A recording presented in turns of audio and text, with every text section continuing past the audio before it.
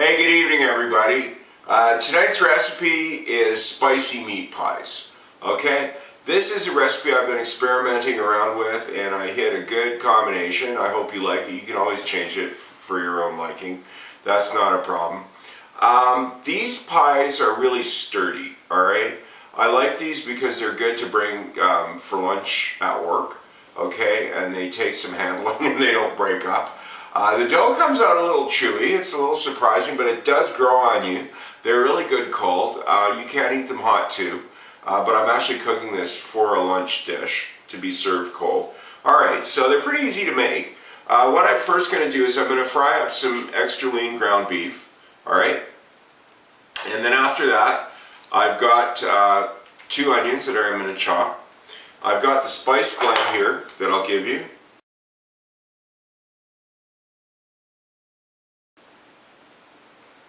Okay, now for the dough is a mix of regular and semolina flour. Now if you can't get semolina, that's fine, use all regular flour. And here is the recipe for the dough. I got the meat cooking down in my pan here, and keep an eye on that and get the onions chopped. Onions all chopped. Now I got extra lean, and this doesn't be looking to have too much grease in it tonight. So I think what I'll do is I'll just start the onion in here and get the spices into. The onion's frying away with the meat there, and there's those spices all measured out. What I will do is take a moment with a spoon to make sure that everything's all mixed in. Yeah, so just break down any large chunks. You can see like there was some paprika. You want it all nice and even so it doesn't clump up in the mixture.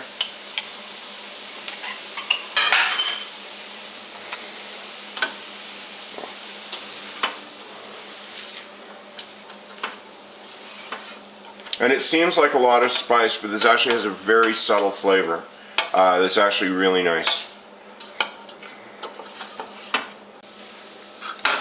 Okay, the meat is looking just nice and done there. This is going to be cooking in the oven and in the oil, so I don't need to get it too cooked, but the meat looks fine and the onions are starting to get tender, so I can set this aside to cool. Actually, I'm just going to pop it outside and get the dough going. I have all the dry ingredients in here, okay? So what I'll do is just lock that up and start this on a slow mix.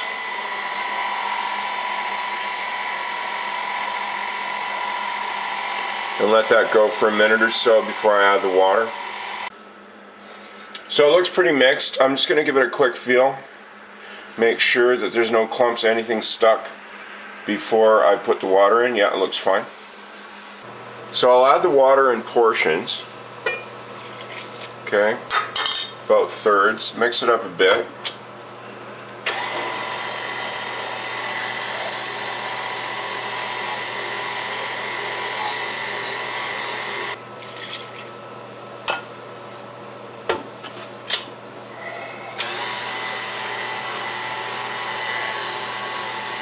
Okay, put the last bit in.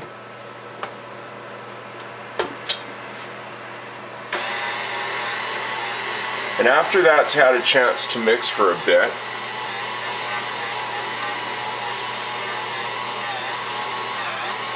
yeah, I'm going to get my hands in there quick and just make sure, just give it a good squeeze through right in the mixing bowl. This will speed up the kneading process and also make sure that you don't have any lumps or dried bits.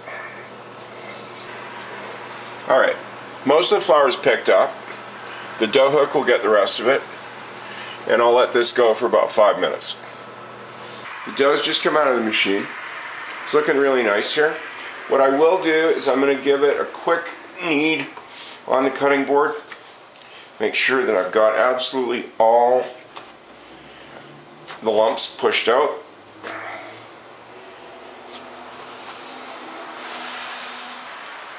Yeah, it's feeling pretty good. So what I'll do is I'm going to give it a rest in this bowl, covered with a damp towel while I get the baking sheet ready. So I got all my setup ready here.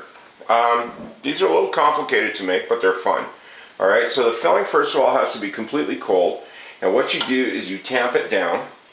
Alright, so it's nice and even, and yes, you want to use an equal amount of filling. So unless you want to transfer this to a square cake pan or something, you kind of have to eyeball it. This is going to make 16 pies. Take your dough, and this I do in quarters. Okay.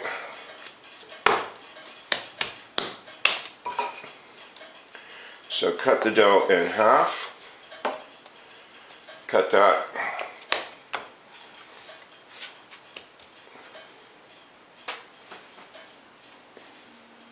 In quarters.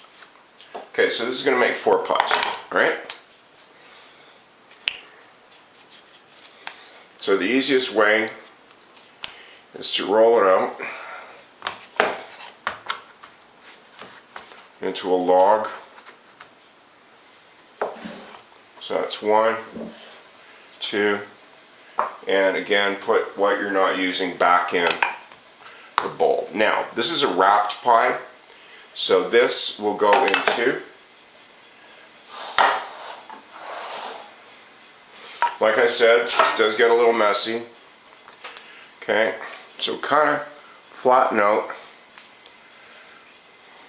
your top and bottom.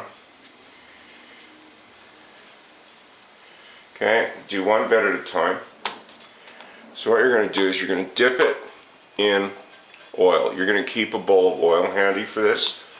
Okay, and get your rolling pin. I got my noodle stick for this. And this dough is going to be stretchy.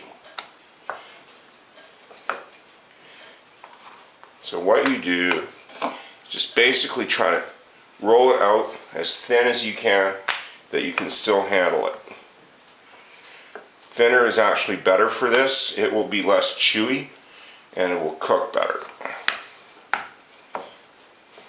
But like I said at the beginning, the chewy texture of this kind of does grow on you after a while.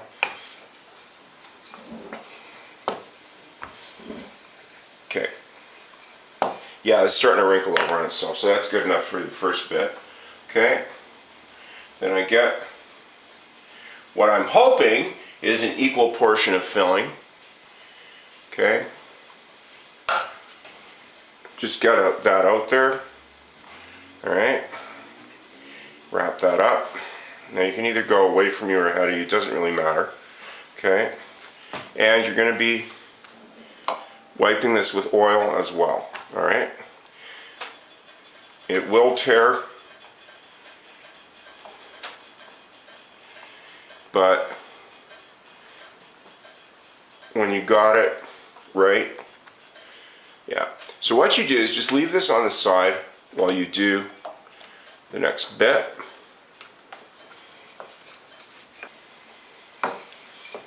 Yeah. So that's looking nice and thin. Alright. Okay, so this is how you finished. And what you want to do is you want to turn it a quarter and put it face down. Alright. And then pull that up. Pull that over. Get a dab of oil. Pull it up. Okay. Close that. Okay, so that's your first one done. And what I'll do is I'll just lay that on here for now and get going on the rest of them. Well, the first 8 are done, and as you can see the filling's about half gone, so it's looking just good there. And what you do want to do is you want to take a minute to pick these up, okay, and flatten them between your hands. And if they're even looking dry, get some more oil. Okay. Just flatten these all down so that the layers will rise nicely in the oven and or the frying pan. Now that oven's heated up to 425. I'm going to pop these in for 15-20 minutes. I'll take a look at them at 15 and give them a few more minutes if they need it. If they're nice and golden brown, I'll just pop them up. It's been 20 minutes. The alarm on my phone just went off. I looked at them in 15 and they were kind of not really cooked. And now, yeah, it's 20 and they're looking just nice. Okay, let's give you a shot of those there. Yeah, and they just slide right around. So they didn't end up greasy at all. You don't see like a little bit on there. Okay, yeah, so those are the baked ones.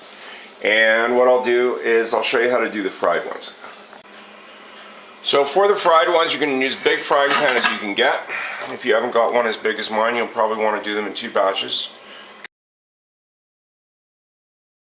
Okay, now I'm not going to be deep frying these, but I do want to make sure that there's enough oil that they can sit comfortably. Okay, so that's basically got the bottom coated, maybe, I don't know, 1/8 of an inch, 1/4 of an inch, just enough. If you're not sure, just put a bit more, but don't put too much.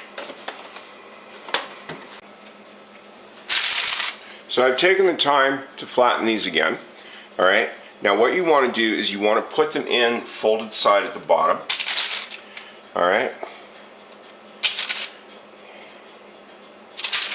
and let them cook gently because you want to turn them twice.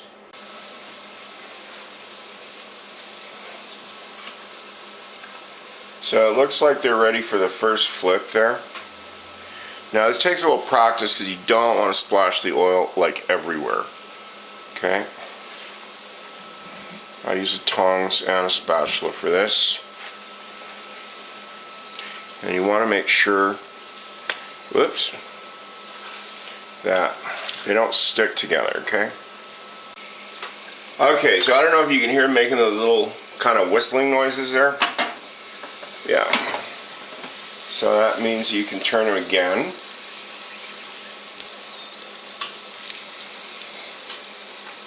At this point, I don't really think it's going to need a 3rd turn. Those tops are looking pretty nice right now.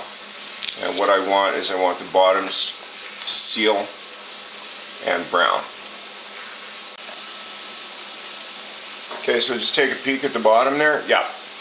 Alright, one is good enough to take a look at, but when they're that done, yes, you definitely want to turn them on, heat off and get them out of the oil right away. Alright, so there we have the fried ones, and over there are the baked ones. So I'm going to take one of each and set them out on the cutting board, and we'll take a look at these. Because the dough is so chewy, I will need a serrated knife to cut these. Okay, and they're still quite a bit warm.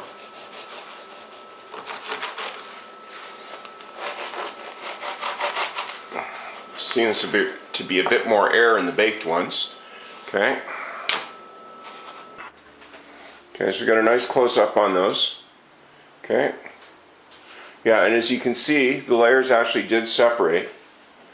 Probably I'd say a little bit better on the baked ones than they did on the fried ones, but you can still see separate layers. Like I said, this dough is very chewy, but it's kind of fun. And you do actually acquire a taste for these things. Okay, so there you go. There's my spicy meat pies, baked and fried. And as usual, thank you for watching my stuff, and I hope you liked it.